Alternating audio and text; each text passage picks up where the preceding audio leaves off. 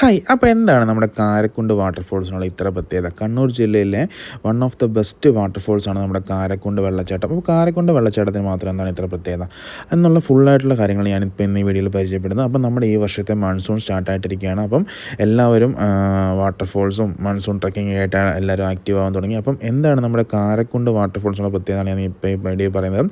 അപ്പോൾ ഇപ്പം നമ്മളുള്ളത് കാരക്കുണ്ട് അല്ലെങ്കിൽ പറവൂർ വെള്ളച്ചാട്ടത്തിലാണ്. ഇത് നമ്മുടെ കടന്നപ്പള്ളി ജില്ലയിലെ 4-ാം വാർഡിലുള്ള ഒരു വെള്ളച്ചാട്ടമാണ്. ഇത് നമ്മുടെ ഫ്രീ ആയിട്ട് എൻട്രൻസ് ഫ്രീ ആണ്. ഇവിടെ ചാർജോ കാര്യങ്ങളൊന്നും വരുന്നില്ല. പിന്നെ ഈ ഒരു വാട്ടർഫോൾസിന് മെയിനായിട്ടുള്ള പ്രത്യേകത ഏത് പ്രായത്തിലുള്ളവർക്കും നമുക്കിവിടെ പോകാൻ പറ്റും. എന്ന് വെച്ചാൽ നമുക്ക് അധികം ദൂരം നടക്കാനോ കയറാനോ ഒന്നുമില്ല. ജസ്റ്റ് ഒരു 200 മീറ്റർ നടന്നാൽ തന്നെ നമ്മൾ വാട്ടർഫോൾസിലെത്തും. ഈ ഒരു റോഡ് വഴി നമ്മൾ താഴോട്ട് നടന്നാൽ മതി. നമ്മളിപ്പം ഫസ്റ്റ് കണ്ട റോഡിൽ നമുക്ക് വണ്ടി പാർക്ക് ചെയ്യാൻ പറ്റും. അവിടെ നമുക്ക് താഴോട്ട് വണ്ടി ഇറക്കിക്കൊണ്ട് പോകാൻ പറ്റില്ല. അവിടെ ചെറിയൊരു കട, ചായക്കട കാര്യങ്ങളൊക്കെ ഉണ്ട്. നമുക്ക് അവിടെ നിന്ന് ഈ ഒരു റബ്ബർ തോട്ടത്തിൽ കൂടെ നടന്നു കഴിഞ്ഞാൽ നമുക്ക് ഈ വാട്ടർഫോൾസ് എത്താൻ പറ്റും. ഏത് പ്രായത്തിലുള്ളവർക്കും എൻജോയ് ചെയ്യാൻ പറ്റുന്ന ഒരു വാട്ടർഫോൾസാണിത്. ഏജ് വയസ്സായവർക്കായാലും കുട്ടികൾക്കായാലും ആർക്കായാലും പോയിട്ട് എൻജോയ് ചെയ്യാൻ പറ്റുന്ന ഒരു അടിപൊളി വാട്ടർഫോൾസാണിത്. പിന്നെ ഈ വാട്ടർഫോൾസിന് പോകുന്ന വഴിക്ക് നമുക്ക് ഇങ്ങനെ ഒരു ഷോപ്പ് കാണാം. ഇത് ഒരു അടപ്രഥമൻ പായസക്കടയാണ്. നമുക്ക് ഈ വഴിക്ക് പോകുന്നവർക്ക് പായസം കുടിക്കാനുള്ള ഒരു നല്ലൊരു ഓപ്ഷൻ ഉണ്ട്. ഇത് ഇവിടുത്തെ ഒരു പായസക്കടയാണ് ഈ ഒരു അടപ്രഥമൻ ഷോപ്പ് വരുന്നത്. അത് നമ്മൾ ഈ പോകുന്ന വഴിക്ക് തന്നെയാണ്. അപ്പം നമ്മൾ കുട്ടികളായിക്കോട്ടെ വലിയവരായിക്കോട്ടെ ആർക്കും ഈസി ആയിട്ട് പോകാൻ പറ്റുന്ന ഒരു വാട്ടർഫോൾസാണ് ഇത്. കടന്നപ്പള്ളി പാണപ്പുഴ ഗ്രാമപഞ്ചായത്തിലെ കാരക്കുണ്ട് വെള്ളച്ചാട്ടം. പിന്നെ ഇവിടെ മെയിനായിട്ട് സൂക്ഷിക്കേണ്ടത് ഇതൊരു പ്ലാസ്റ്റിക് ഫ്രീ സോണാണ്. പ്ലാസ്റ്റിക്, മാസ്ക്, ബോട്ടിൽ, പ്ലാസ്റ്റിക് ക്യാരി ബാഗുകൾ, മറ്റ് മാലിന്യങ്ങൾ വലിച്ചെറിഞ്ഞ് കഴിഞ്ഞാൽ ഇവിടെ നമുക്ക് ഫൈൻ കിട്ടുന്നതാണ്.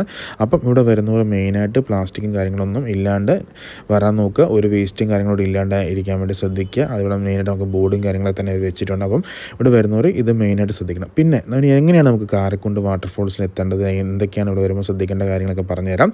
അപ്പം നമുക്ക് കാരക്കുണ്ട് വാട്ടർഫോൾസിൽ വരാൻ വേണ്ടി നമുക്ക് 2-3 വഴിക്ക് വരാൻ പറ്റും. അപ്പോൾ നമ്മൾ കണ്ണൂരിൽ നിന്ന് പോകുന്ന ഒരാൾക്കാരാണെങ്കിൽ നമ്മുടെ താളിപ്പറമ്പിൽ നിന്ന് ചുടലയിൽ നിന്ന് റൈറ്റ് എടുത്തു കഴിഞ്ഞാൽ നമുക്ക് മാതമംഗലം റോഡ് കിട്ടും. ആ റോഡിൽ ഒരു 5-8 കിലോമീറ്റർ പോയി കഴിയുമ്പോൾ നമുക്ക് റൈറ്റ് കട്ടുണ്ട്. അവിടുത്തെ ആ റൈറ്റ് റോഡുണ്ട്. ആ റോഡ് തിരിഞ്ഞ് കഴിഞ്ഞാൽ നമ്മൾ നേരെ ഈ കാരക്കുണ്ട് വാട്ടർഫോൾസിലെത്തും. നമുക്ക് ഈസി ആയിട്ട് വരാൻ പറ്റും. നല്ലൊരു റോഡ് ആക്സസ് ആണ്. നല്ല റോഡാണ്, കാര്യങ്ങളൊക്കെ തന്നെയാണ് ഇവിടെ ഉള്ളത്. അല്ലെങ്കിൽ നമുക്ക് പയ്യന്നൂരിൽ നിന്ന് വരുന്ന വഴിക്ക് നമുക്ക് മാതമംഗലം വഴി ഇങ്ങോട്ട് വരാൻ പറ്റും. അപ്പം ആ വഴിക്ക് വരുന്നവർക്ക് ഇങ്ങോട്ട് വരാൻ പറ്റും. കൗവായി വാട്ടർഫോൾസ് വഴി നമുക്ക് ഇങ്ങോട്ട് എത്താൻ പറ്റും. ഈ 2 വാട്ടർഫോൾസ് ഏകദേശം അടുത്തടുത്താണ്. ഏകദേശം ഒരു 10 കിലോമീറ്റർ ഡിഫറൻസാണ് ഈ 2 വാട്ടർഫോൾസും ഉള്ളത്.